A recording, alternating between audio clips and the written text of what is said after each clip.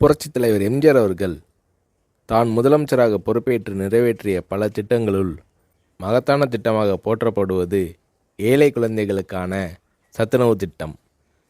எம்ஜிஆர் அவர்கள் தன் இளமை காலத்தில் வறுமையின் கொடுமையை அறிந்திருந்தார். எனவே தான் முதலமைச்சரான பின் பள்ளி குழந்தைகளின் ஆரோக்கியத்தை பற்றி எம்ஜிஆர் அவர்கள் பெரிதும் அக்கறை காட்டினார்.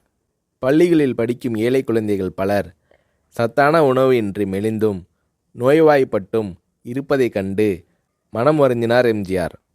ஏற்கனவே தமிழக பள்ளிகளில் பெருந்தலைவர் காமராஜர் ஆட்சி காலத்தில் தொடங்கப்பட்ட மதிய உணவு திட்டம் நடைபெற்று கொண்டிருந்தது.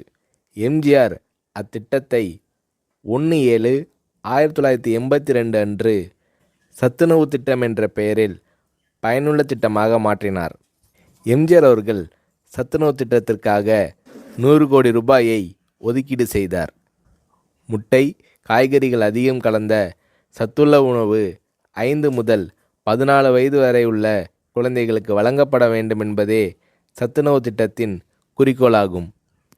இந்திய பொருளாதார முன்னேற்றம், தொழில் முன்னேற்றம் என்பதை விட இன்றைய குழந்தைகளின் பசியும் ஆரோக்கியமும் அவசியம் என்பதை உணர்ந்தே சத்துணவு திட்டத்தை நான் அறிமுகப்படுத்தினேன் என்று சத்துணவு திட்டம் பற்றி எளிமையாக விளக்கமளித்தார் எம்ஜிஆர்.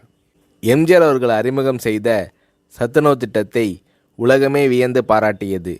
மேலை நாட்டு தலைவர்கள் மற்றும் மக்கள் தொண்டு அமைப்புகளும் இத்திட்டத்தால் ஈர்க்கப்பட்டனர்.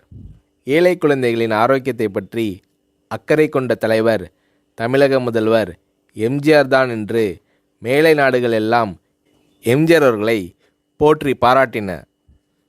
எம்ஜிஆர் அவர்கள் தான் முதலமைச்சராக பதவி வகித்த போது தீட்டிய நல்ல பல திட்டங்களால் எம்ஜிஆர் அவர்களை புரட்சித் தலைவர் என்று மக்கள் பாராட்டத் தொடங்கினர்.